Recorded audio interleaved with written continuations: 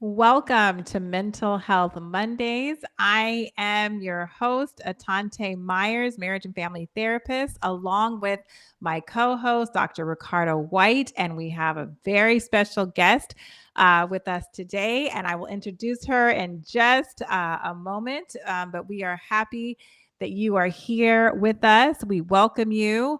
And we encourage your questions and comments as we start to share on the topic that really is a huge part of our program. And we just like to know, as always, where you are viewing from. We know we have a viewing audience from all around the world and all around the United States as well. And so so if you just put in the chat where you're watching from, we'd like to say a special welcome to you. And if this is your first time watching Mental Health Mondays, put a 1 in the chat. We will say a very, very special welcome to you as well. So I welcome my co-host, Dr. White. How are you doing this evening? I'm doing very well, Atonte. It's a privilege to be on. Super excited about the topic. Yes, Uh, as you should. Since you co-authored a book about this topic, you should be excited. Just want to say welcome to Dean Schultz from California. Hey, Dean, how are you? I believe, okay, Jamaica, I see the flag. So from Jamaica, welcome, Spokane, Washington. Apple Valley, California. Yes, PJ from Florida.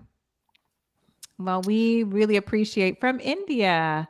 Hello, or Indiana. Sorry, need my other glasses on right now. Okay. Indiana, wonderful. Bernice from Virginia. Yes, welcome. We are very happy that you are here with us this evening. You can keep putting in the chat where you are viewing from. I want to introduce our special guest. She is there in the screen. So welcome, Dr. Wallazonia. I'm saying it wrong, and I had it perfect before. Wallazonia.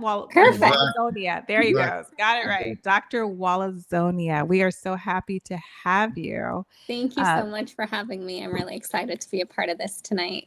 Yes, I just want to properly introduce you to just for you guys to let you know who Dr. Wallazonia is.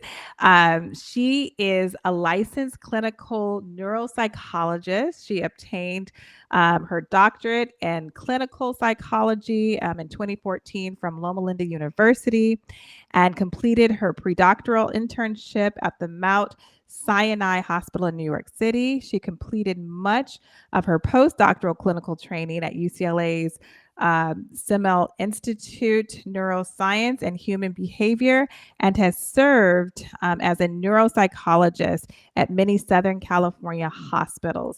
She is speaking with us today as the co-founder and COO of the Mastermind Institute.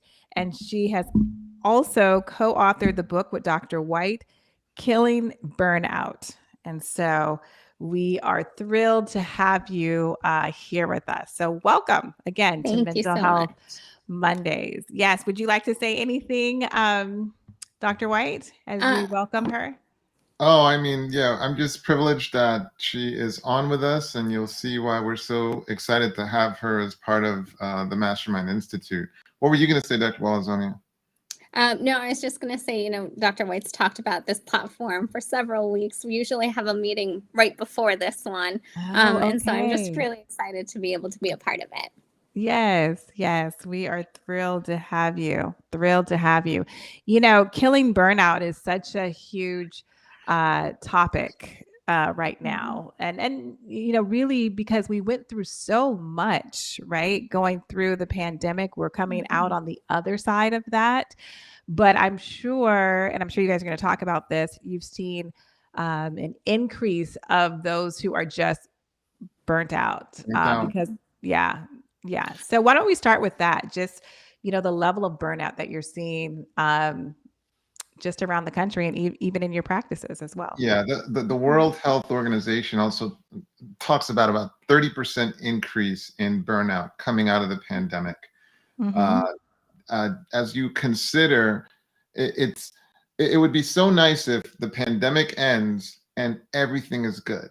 If only that were the case. And that is so far from the actual situation. So we're dealing with ongoing vestiges of the pandemic. There's still some issues that are going on. Right. Uh, so we're dealing with that increased rate of depression as well as anxiety. We are dealing with obviously increased gas prices, increased interest rates, um, decreased 401ks and stocks, and the things that you wish wouldn't increase are increasing. The things that you wish Right. would decrease are increasing. So it's just a situation where we as a population are being stretched, and our resources are really being challenged. So of course the result is worsening burnout. Right. Um, what we are really excited about is that for a long time, we developed resources for the acute care situation, for only a person who's in need of, let's say, emergency room services, or you need to be admitted, or you maybe even need to be seen by a mental health practitioner in like a one-on-one setting. But it's rare to have resources for those of us that are well and want to optimize our health. So that is the framing of this discussion that we're having this evening. Let's say you don't want to get to that point of overwhelm, and especially the clinical issues that are associated with being overwhelmed and getting to that point where you're developing a disorder and even suicidal ideation. Right. What are some of the things you can do to not get to that point?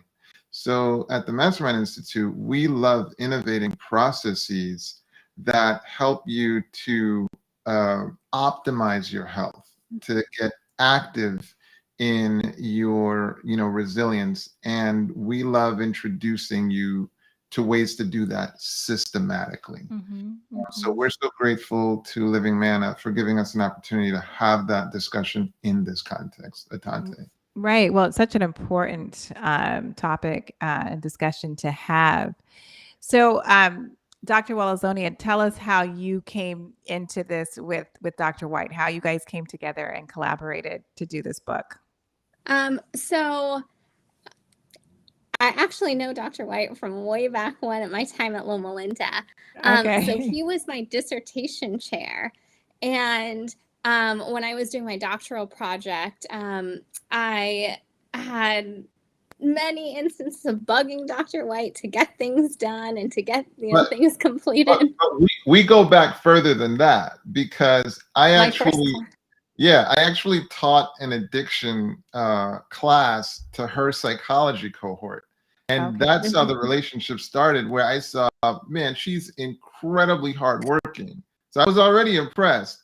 And then she was like, hey, I want you to be on my dissertation chair. Take it from there, Doc. So that went well. And then years later, he remembered how persistent I was with my doctoral project. And so he had some projects that he was working on, and I was in clinical practice at the time. But we just started collaborating on some different projects with the shared interest that, like Dr. White said, we really focus on an active approach to mental health. And this is a little bit different than some of kind of the general available options. There's a lot of available options that focus on meditation or, relaxation strategies. And while there's a time and a place for that, we really feel strongly that in order to experience change, we have to do something about it. So with that shared interest, we were able to collaborate on some projects and then decided, to go forward with this book, Killing Burnout. And we have some more, books coming out and some projects coming out. But we really hope that, we can really make a wider footing in the world of mental health that helps people understand that they are in control of their destiny, right? They are able to change things. And it can be small things, and we'll talk about some of those tips and tricks today. But small things that we can do to help decrease that sense of overwhelm and to kind of build that resilience so that burnout doesn't become such of this overshadowing and overtaking emotion. So it was really that common interest that has led to our products now. Right. No. And so what are some of the things that you can tell our video viewing audience? Like you said, or I think Dr. White said it, that, we don't want you to get to the place where burnout becomes a disorder or it's a clinical issue. How do you know when you're not dealing with the stress of life? How do you know you're entering into that stage of starting to become burned out? But before you're actually there, like, what are some of those symptoms? Well, what's interesting is if you look at the human function curve, what you'll see is it can be divided into eustress and distress. So normally when we think about stress, we often think about distress. But what's the difference? But there's actually good stress. So what's the difference between the two? The good stress is when you're being challenged to use your resources, but your resources are adequate for the challenge. Okay, it's actually a good feeling. It's actually a meaningful part. So things are good. You're in the zone. Things are clicking along. All is going well. But as you move up that curve, when your resources are being overwhelmed by the challenge, that's when you move over into the distress aspect of things. So what are the symptoms that show up at that point? Now we're talking about things like cynicism, fatigue, frustration, a sense of hopelessness, a sense that you don't have autonomy, you can't be self-determining, and a sense like, what's the point of all of this? And so those are some of the key features of feeling burnt out. And the worst part is, and you're noticing that you're not able to recover as quickly. The burnout is lasting. Because a lot of times we burn out. By the end of the day, a lot of us are like done. You're like, I need to go home. Right. But going home and getting a step away from it is enough to really kind of recharge the batteries, remind you why you're doing it. And you're really excited by the next day when you're going back in. But burnout is really dealing with there being less effectiveness in recharging the batteries. And so those are some of the symptoms that you will see as overwhelm takes over the experience. Was there anything you wanted to add to that, Dr. I'll Walzonia? add to that, some of those warning signs that you're tipping over into that curve of distress are constantly telling yourself like, oh, it will get better. It will get better. I think we have this tendency to deny that things are problematic or that things are too much for us.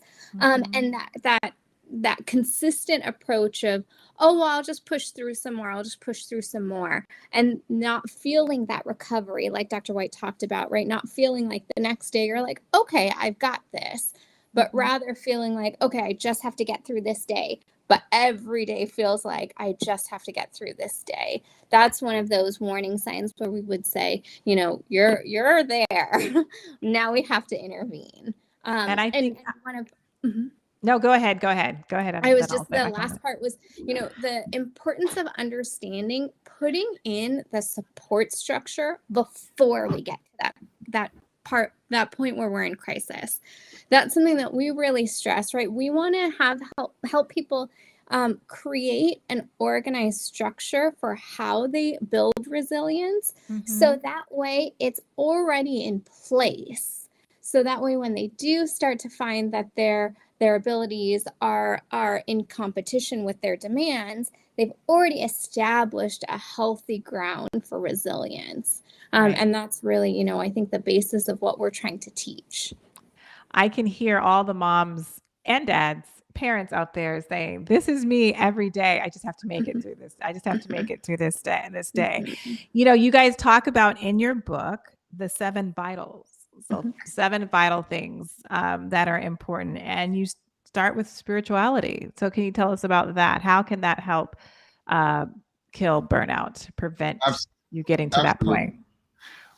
So you'll see it in, for example, in addictions, where we talk about acknowledging that there's a power greater than myself, and that being one of like the first steps in recovery.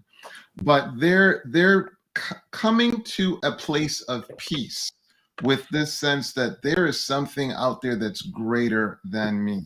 And it's going to mean different things for different people, but getting settled and getting to a place where you're satisfied with your grasp of spirituality, it is incredibly important. Engaging in your process of answering those big questions of, who am I? Why am I here? What is my purpose? What made me?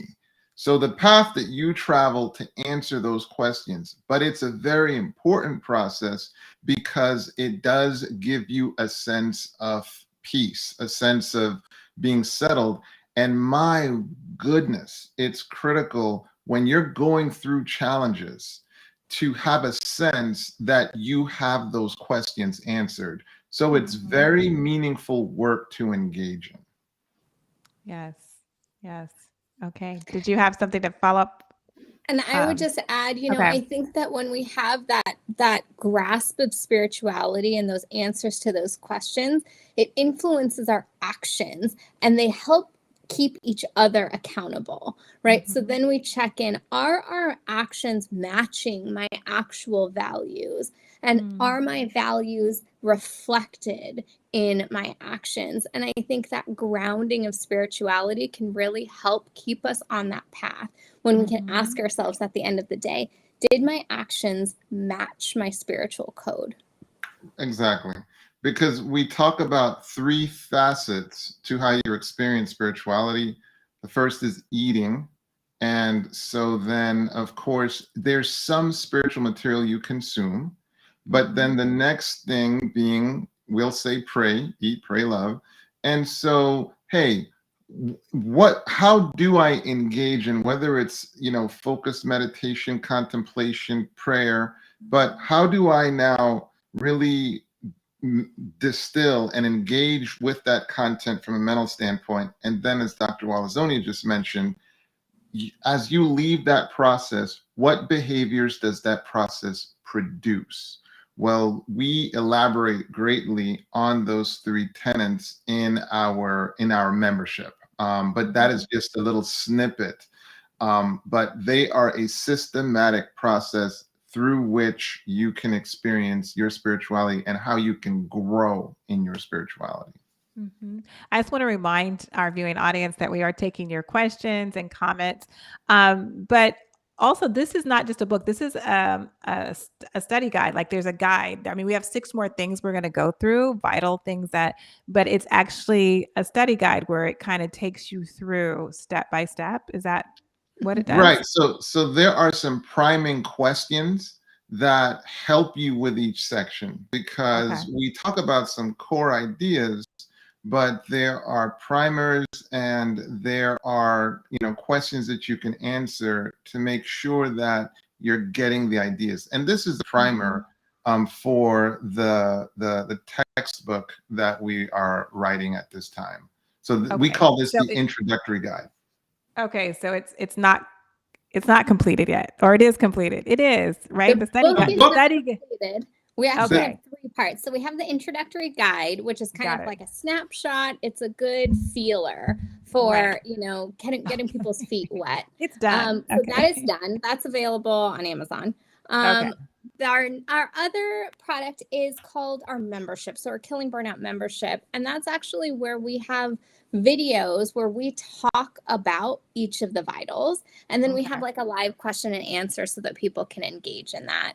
Okay. And then the third part is the book, and that's what's being written right now. Okay. So there's a good question out there. And it's on the screen. You guys can see that. It says, can we experience spiritual burnout? Mercy. That's a phenomenal question. So what we'll do is let's go back to the definition of burnout.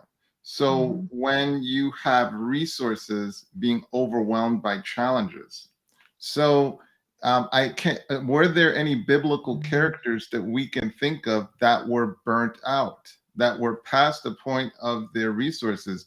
And you can almost see in each person's experience, almost in most. Moses was, and he struck the rock. He was done. Yeah, Moses was, but there's an even bigger example in every character, even up to Jesus. Do you remember Gethsemane? You remember the Gethsemane experience where Jesus is like, look, if you could take this cup from me, if you could take this cup from me. You remember when he sweat blood? Yeah. And the Bible literally says that angels were dispatched to restore him. And so the idea just being, even he felt overwhelmed, even the resources that he had, because the dread that he had, it wasn't the fear of being crucified. His dread was of being separated from his father. Okay. So can you experience spiritual burnout? Absolutely. You can experience, spiritual burnout, but your goal is to remain connected. To resources and to make sure that you're tapped in. And that's why that process we say is so important, so that you can make sure that you are accessing the resources of your faith. So and what I are the think signs? this will tie into the rest of the vitals. So because spirituality is one of the 7 vitals, what we really talk about is balance, right? So we can get burnt out on any of the vitals, but in order to be well-rounded, resilient, and overcome burnout, we really have to balance all of the 7 vitals, which we'll continue to talk about. And it's as if there are ways to leverage the other vitals to support you in overcoming burnout in a given vital. So for example, if you're feeling spiritually overwhelmed, what's the next vital? The next vital is relationships. Okay, relationships. And so when we talk about relationships, we talk about the relationship with yourself, the relationship with, your significant other, and the relationship with non-significant others. Maybe you can talk some about that relationship with yourself and what role that can play in burnout or in resilience. Yeah, so I think a lot of times, people don't acknowledge that they have a relationship with their self, right? So we go through our days and we have all these demands that other people put on us. You said as a mom, as a parent, a lot of times your life revolves around your child, right? Or your spouse or your work obligations. And sometimes we forget that we are our biggest support, right? We have to be able to focus on ourselves. Dr. White has this great quote, when maybe you should say it because I don't want to butcher it, but when you land on this planet. When you land on this planet, you have a responsibility to teach how you should be loved. Okay. You have that responsibility to teach that, but you can't teach that if you haven't learned it. And if you haven't learned to love yourself, right? And obviously we're not talking about making ourselves gods, but it's just that basic understanding that you have value from a spiritual standpoint. You've been designed with value, and it's important to acknowledge that.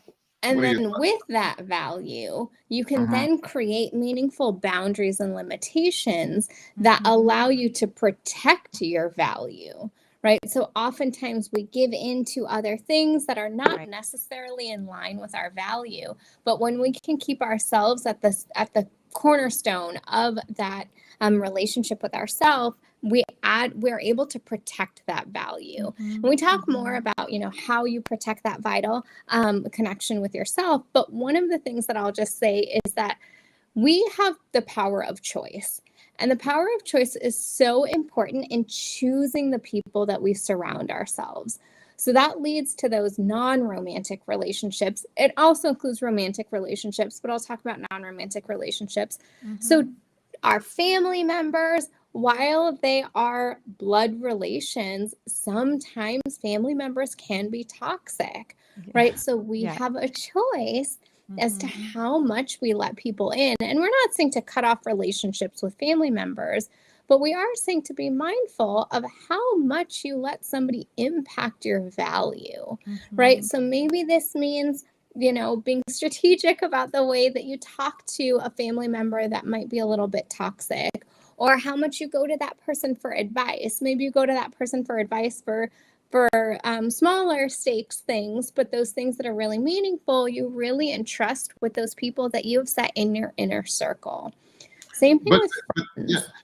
But the key is to do that mental work in order to figure out what boundaries need to be set in order to optimize your relationships. Over to you, Doc.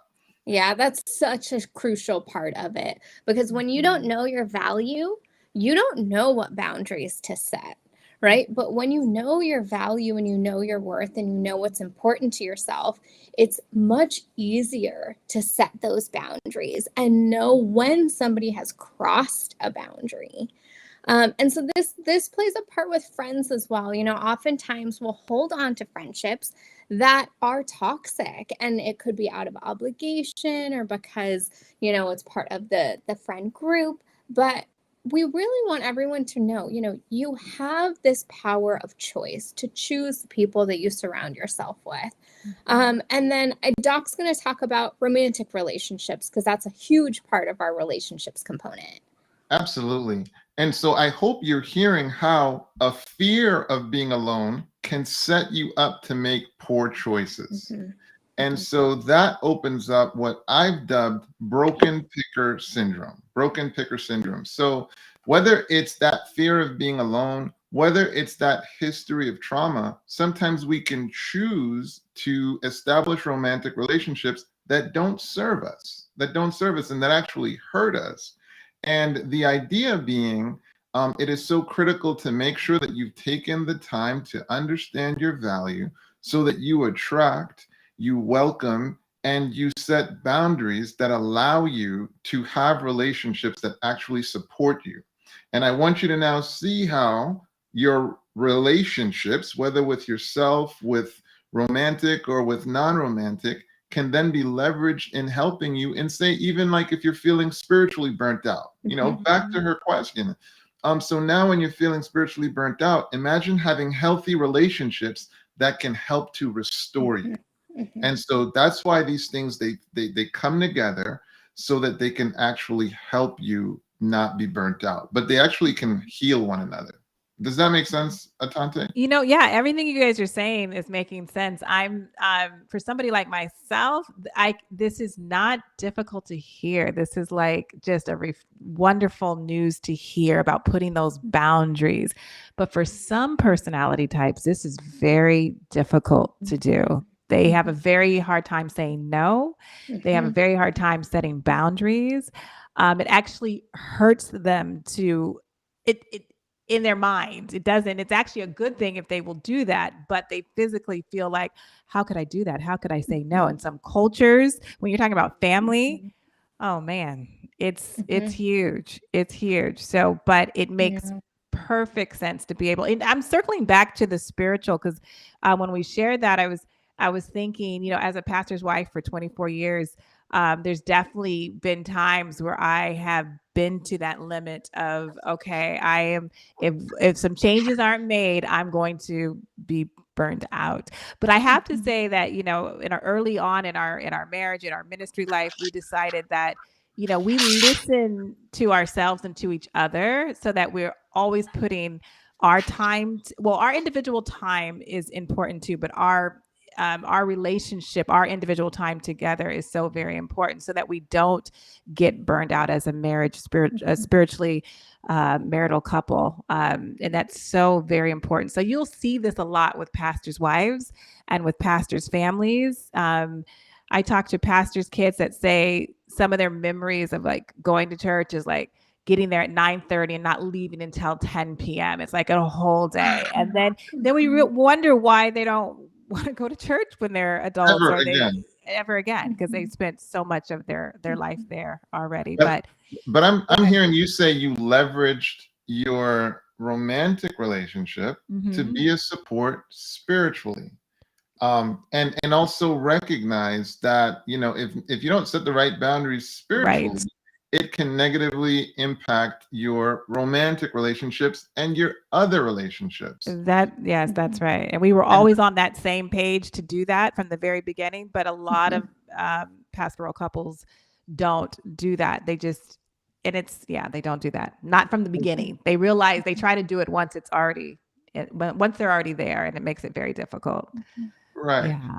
And the part that is blowing my mind right now is, as we talk about the role that a mental health specialist can play, it can seem so like it's not that big a deal and it's not worth the trouble or the investment. And what you're seeing is there are people who are mentioning in the chat that they don't necessarily even feel like they have the right to set boundaries, or they don't even know how to set boundaries. Right. And all of this is cradled on, you need to feel like you have the self-worth that justifies you setting boundaries, that then further allows you to enforce consequences to the violation of those boundaries. And the basis of all that is self-worth. And there is so much trauma that can occur that can erode at a person's feeling that they have justified self-worth, that they're entitled to having self-worth. And so that's why work with a practitioner can be so critical in helping you fortify and rebuild and recover from so many of the traumas that we've sustained that undermine our feeling of self-worth. So it's really interesting. Yes. You know, the next one of the 7 vitals is resources. Yeah. So tell us about that. Yeah, resources is incredibly interesting because here you are, resources you normally think is just a good thing. And people often can miss that when you have a resource, that resource can also have you. You know, resources require you to tend to them. I'm sure we've all heard of white elephants, where you might be given the gift of a white elephant, but then you have to feed that elephant and it could eat you out of home and whatever other resources. So there's a book, Essentialism: The Disciplined Pursuit of Less. And it just being, sometimes as you simplify your life, it can play a role in reducing your stress level. And so, of course, this isn't necessarily advice, but it's worth you taking the time to pause and say, okay, as I take a look at my resources, am I making sure that I am not being owned by my resources? I'm not being overwhelmed by my resources to further increase my risk of burnout. Yes. You get to set the price on your escape from the rat race. You get to set that price. And so what price are you going to set? If you're going to aspire to the 5,000 square foot home and the Mercedes Benz and the BMW and the this and the that and the this, you're skyrocketing the price of escaping that rat race. Okay. But if you choose to modify that, then you might reduce your price for escaping the rat race and thereby escaping, in some ways, the threat of burning out. So we encourage having that discussion about where am I in my need for resources and in my management of resources, and most important of all, in managing my appetite for resources.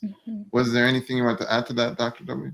I would just say one of the practical tips for resources that I would share really has to do with being aware of your finances and where you spend your money and how that ties in to your other vitals, right? So a good tip is when somebody's making a purchase to actually ask, do I need this? And does it further my goals? Because oftentimes we just buy things because we want to, right? And a lot of people, overspend their budget. If they even have a budget, some people don't even have a budget set. And so being able to have, I think my video is frozen. I don't know if it looks No, frozen. you're good. Okay. You're good. We're seeing you. Okay. We see and hear you. Okay, wonderful. So, being mindful and having a plan. So that plan for finances is so important, because without that plan, that's when we get the spending on things. And like Dr. White said, right, we spend on things that then come with other obligations and other responsibilities. And we haven't thought about that. And that leads to overwhelm, and that leads to burnout. So when we can be mindful at the very beginning, we can set that plan. And the funny thing is, most of us, before we go shopping, you know what we look like getting ready? It's like you're pushing clothes apart to grab what you're going to choose, because it's already that full. And the car is not parked in the garage because the garage is filled with a bunch of stuff. So we've already got tons of stuff, that we're adding. Do we really need it?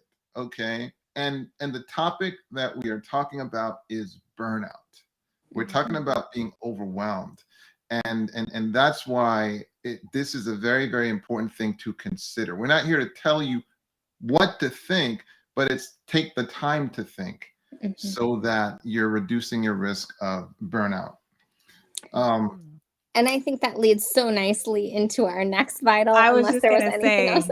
Okay. time would be perfect. It just segues right into what you're saying. So you guys want to share about that?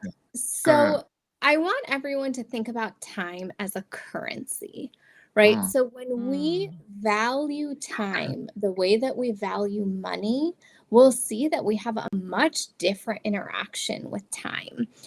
So typically, everyone, I think, can say that they waste time. But when people are busy and they have more demands, we find that they waste less time. And when people have more time, they don't have as many obligations or responsibilities, they waste a lot of time. So what this tells us is that with those people that are busy, they have to build in structure, right? They have to be mindful of their structure, because they don't really have the choice of wasting time. They need to maximize their time. So if everyone, the people who have a lot of obligations or the people that don't have a lot of obligations, if we can all be mindful of the way that we spend our time, we can be more productive, right? We all have choices. We go back to choices that we make about how we spend our time. And again, if we ask ourselves the purpose of what we're doing with our time, it can really guide what we choose to spend our time on. We might find that if we look at our day and we look at, how we spent our time, we'll find that we spent a lot of our time on meaningless activities. And if we could hone that time into something that could be more productive in line with our goals, whether it's spending time with a cherished relationship, spending time engaging in healthy activities, which we'll talk about.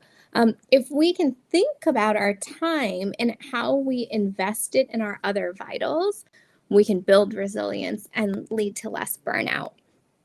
And the cornerstone of all of this is planning. So if we fail to plan, we plan to fail, right? If we don't have a plan, it doesn't get done most of the time. There might be something urgent that gets done, but if we don't plan, we rob ourselves of this opportunity to spend our time wisely.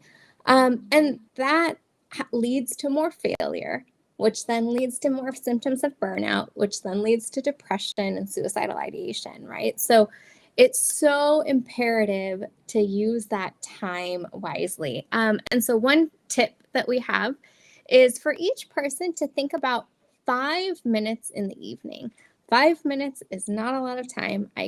I can say with 95% certainty that most of us have spent 5 minutes on social media today that we did not need, right? So if we take that 5 minutes at the end of the day and use it to plan our next day, it doesn't take that much time, but we have a plan and we're able to think about, okay, how am I going to structure my day so that I do maximize my time and meet my obligations and get some of those things done that I really want to get done? And then also plan in the fun things, right? The things that what we're going to do with our family, what we're going to do for our exercise for the next day. When we can plan all of that out, and I promise you, it does not take more than 5 minutes. You just think about all the things that you want to get done and you order it, and you can really maximize that time. I need like about, I don't know how many copies, but I need over 2,000 copies to be delivered like tomorrow at the university, Oakwood University, that I'm working at, because I'm dealing with students, these young adults. And if this is the end of the semester, so all I'm hearing about is the stress and how they didn't plan. I mean, even though they knew the semester was coming to an end and they would have finals and all the projects, and they didn't plan. And so now they didn't plan all that time, and now they're so stressed out. And I even had a student say these words today. She's like, "I'm burned out." She actually said that. And I was like, "I'll be talking about that tonight." but the point is that these simple steps would help. I mean, it helps us in our lives, but in these college students' lives, it would just help them so much if they would do these things. Can I just say this, and this is to really bring it home with time. I want you to have the same reaction when someone says, "Can I have 5 minutes of your time? Can I have 5 minutes of your time?" I want you to have the same reaction as if a person said, "Can I have $5?" Okay. If a person says, "Can I have $5?" you would immediately kind of jump to, "But for what? It's $5. Right. What are you going to do with the $5? Do you really need $5?" Then you're going to jump back and be like, "Do I have $5 right now? I don't even know that I have $5 on me right now." But you immediately start to assess, as opposed to the current mindset is, it's only 5 minutes. No, it's five. Like, think about it like you would think about it with $5. And with the students, my goodness, it's like if you were that conscientious about time when you feel like you have a lot of it. Right. Do I have 20 minutes right now?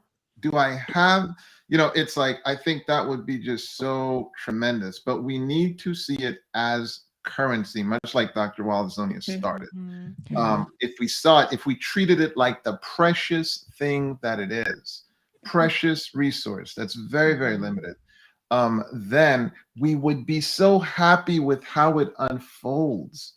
Because when you plan your time, then you don't end up over in this part of town and then you go over here only to find out you forgot this in this side of the town. No, everything on this side of town, we make sure we get that done. Then we move to this, and then we move to that.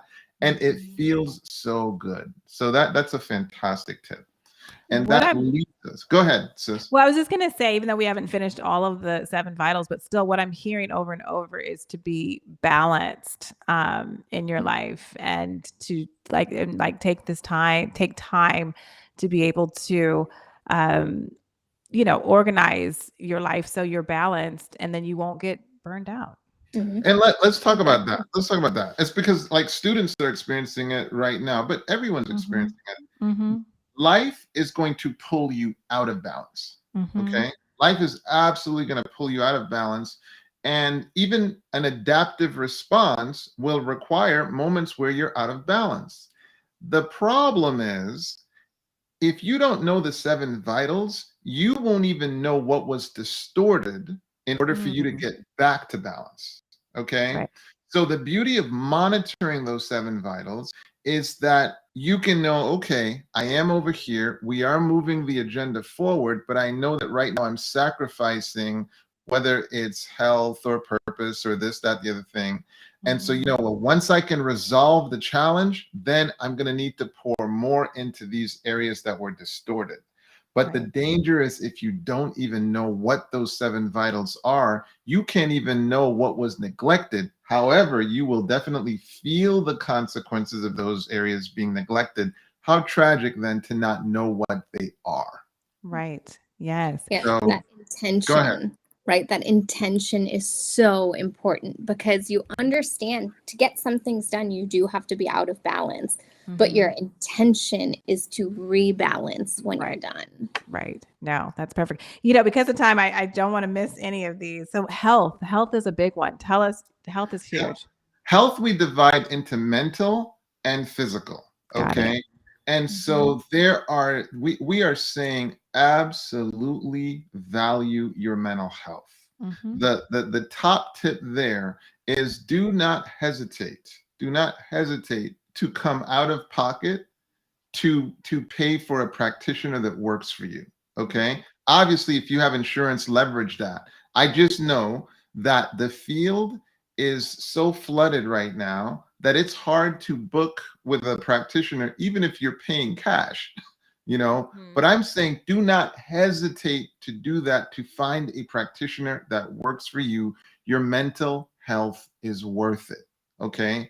Absolutely. This is just something. So we talk about mental health, and then we also talk about physical health. My practical tip for physical health is at least a little walk every day. At least a little walk. Obviously, you have to do everything that we're talking about in consultation with your health practitioner, but at least a little walk every day. And please understand that there is a very fixed connection between what you eat and your health experience. Okay. Yeah. I want to just shout that from the mountaintops. If you're not happy with health outcomes, explore what you're consuming. Explore it. Okay. Because it may very well be connected to the health outcomes that you're having. So health is vital. And I want you to see that when you engage in activities where you're exercising and you're eating the right things, that process increases capacity. And when you've increased capacity, that reduces your risk for burnout. Okay. And so you take a nice, good walk, you know, this is going to help your mental well-being. When you spend some time in nature, this, of course, helps restore your well-being in many ways. So I want you to see how these vitals work together to help protect you from burnout. I definitely want to give time for purpose. Okay. Purpose is the big one. Purpose is like at the heart of the matter. And in our context, we talk about the 3 dimensions of your purpose. I think most people actually stay super busy to suppress having to deal with the big questions of life. Who am I? Why am I here? What is my purpose? And so in our book, we talk about the 3 dimensions of purpose, and we spend time and really delving into it in our membership experience. But we talk about the first dimension being your path. Okay. And what lessons do you learn from the story of your path that constitutes your path? That story is telling you stuff. It's informing you. It's giving you clues about your purpose. And then we talk about the second dimension being your talent. You have a talent that you've been given. There's something that you're very patient with. Okay. There's something you have a natural aptitude for, but it constitutes a talent. Well, you have a responsibility to distill that talent into skill. And that's the second dimension. So you see, I'm building a triangle. You got the base. That second dimension is talent, and then distilling it into skill. And then you have your third dimension. The third dimension is impact. You have a responsibility to make an impact, to leave the world better than you found it, to utilize and leverage the influence. Okay, moment to moment, we have influence, to utilize that influence for good. All right. In a spiritual context, we talk about being godlike, God entrusting us with positions to show what he looks like in our respective positions. Okay.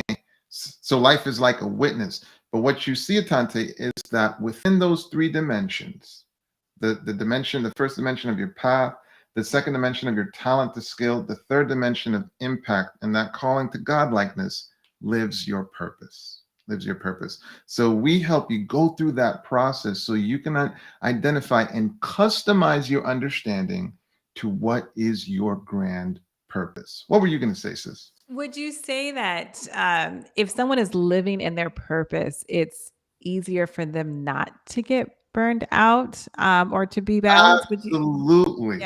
Absolutely. Viktor Frankl, quoting Nietzsche, he says, a man who has a why can get through any how. Mm. A man who has a why can get through anyhow.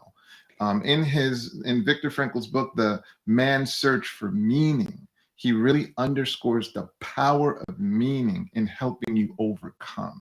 So right now, either of you would say to me, look, I'm exhausted, I'm tired, I cannot wait to start slowing down and getting ready for bed. You're exhausted, you're done, you're burnt out, maybe even.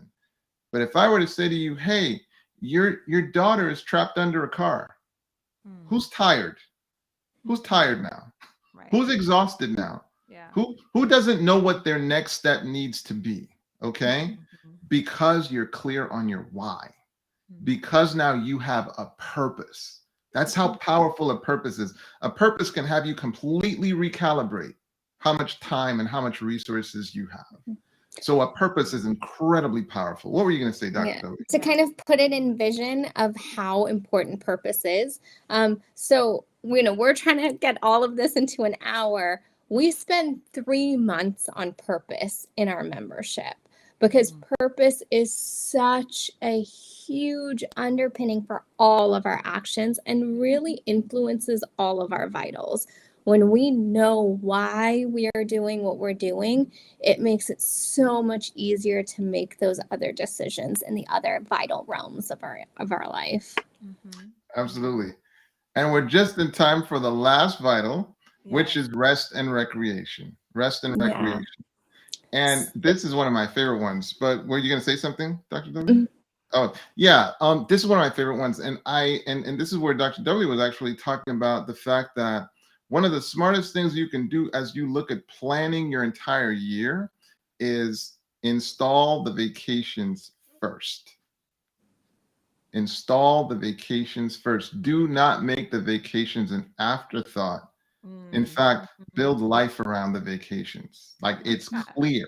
It's so powerful, so powerful. But the idea being rest, like, again, we go back to this idea of I have value. When you recognize you have value, then you understand you must celebrate. You must put on the lens that recognizes your achievements. You must take the time to recognize, look, I'm grateful for the eyes that help me see and the ears that help me hear, and the legs that transport me from time to time. You've got to take the time to have some gratitude for the things you possess and the things that you've achieved. And part of not having a healthy sense of self can at times undermine you taking the time to recognize and celebrate your wins. That's a tragedy. It's a betrayal of the gifts you've been entrusted with. So imagine you being you being given the gift of the brain that got you through your master's program or your doctoral program, and you not taking the time to celebrate that you've accomplished that. You get a new job and you don't celebrate the fact that you've gotten this new job. What is the message to your body? More than that, what is the message to yourself? And then what is the message to the loved ones that supported you to achieve these endeavors?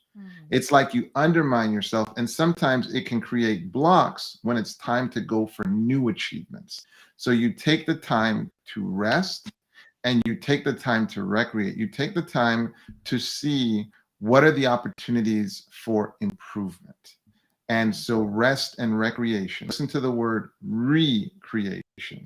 And those are those 7 vitals that we design in a year-long experience so that people can be active about engendering resilience in their life. So the helpful tip that I'll share for celebration as part of our rest and recreation component is at the end of each day to think about your wins, right? So these can be small wins, big wins, anything that you did that contributed to your goals is a win. And when we get in the habit of being able to intentionally acknowledge that, it helps build our worth. right? We're reminding ourselves of all of the good that we've done, all of the good things about us, rather than focusing on the negatives. When we can focus on those wins, it intrinsically improves that sense of self and that value that then helps lead us into our next day well. So we do have a special offer for your audience, Atonte. Okay, because I was just going to have our producer, Amra, put up the link for Killing Burnout. the guide in Amazon. But go ahead. What's the special offer? Absolutely. So obviously you can definitely go to Amazon and pick up the introductory guide. But for those of you that say, look, I want more of that, experience, just email me at Dr. White at the Mastermind Institute, Dr. White at the Mastermind Institute, and just say free month. Okay, free month.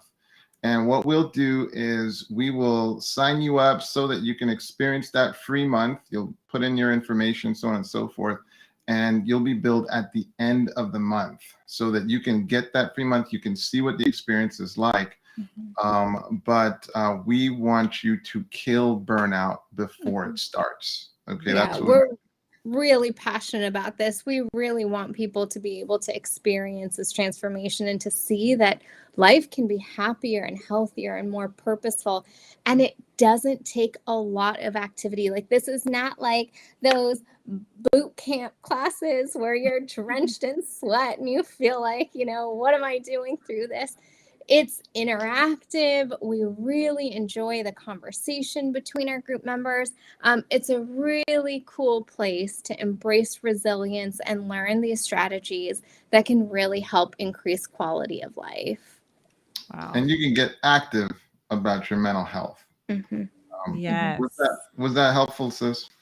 This was wonderful. This was wonderful. And they could also go to killingburnout.com. Yeah. Absolutely. Okay. So you can see all of our information on there. Yes. Absolutely. Okay. Yes. Well, this was awesome. This was awesome, and you just broke it down in such a simple way that I know that our viewing audience was able to receive and is very blessed by the information. I just want to. Goodness, we can actually, I wish we almost had a longer program tonight. We could go on and on, but we know your brother's in town, Dr. White. You have to go. No, he's got to focus on his relationships. Yeah, exactly. Okay. You gotta draw boundaries, set boundaries, and say, okay, Mental Health Mondays. That's all I can give you. It's okay. Exactly. Yeah, but this was great. This was great, and thank you so much to both of you for. You're here every week, but thank you for your presentation as well. This was such a blessing. We'll have to have you back. Definitely. This is really fun. I really enjoyed it. Yes, and it goes by fast, doesn't it? It's just like, it does. Like that. Yeah. See, we respect the time. We respect our time. We have to. I love it. Yes.